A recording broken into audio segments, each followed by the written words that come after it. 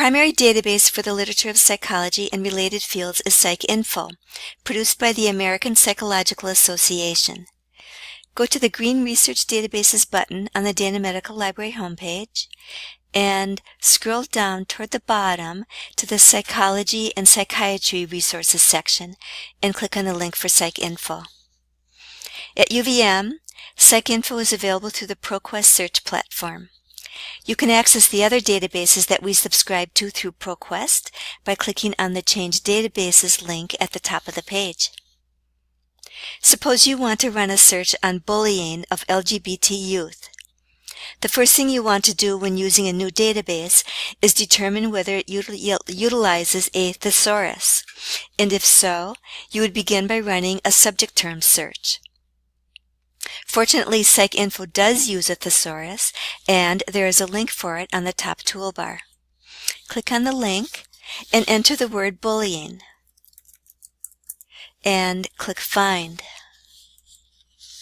The system will display a list of potential subject headings, one of which is an exact match. Click on the link, and you'll see that it also has a narrower term, cyberbullying. You'll probably want to explode the broader term in order to include articles that are indexed with that narrower term. You'll also notice that there is an option to restrict the search to the major focus. I rarely use that, although it might be helpful if you're searching on a topic that brings up huge numbers of results. So check the box in the Explode column and then click Add to Search. Note the unique syntax that is automatically inserted to indicate that a subject term search was conducted. And then, just to be thorough, you could also search on the word bullying as a keyword in all fields. So enter it into the second line, change the Boolean operator to OR, and don't make any other changes. And click on the search button. So that should bring up your first set of results.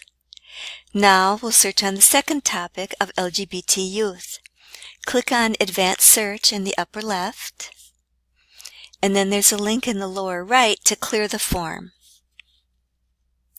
Go to the thesaurus and enter LGBT.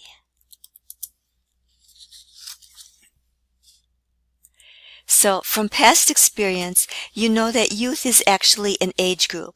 So you would not search on that now, but instead you would apply a filter after you've combined your sets.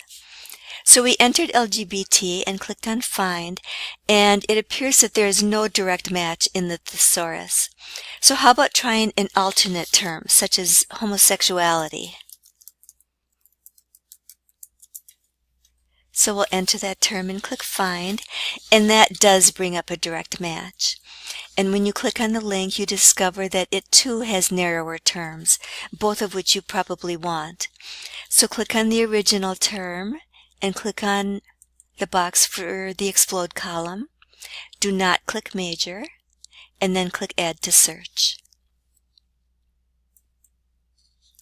And then, since the acronym is so widely used, I would also recommend searching on that, truncated. So we have LGBT with an asterisk, and again Boolean OR, and no other changes there.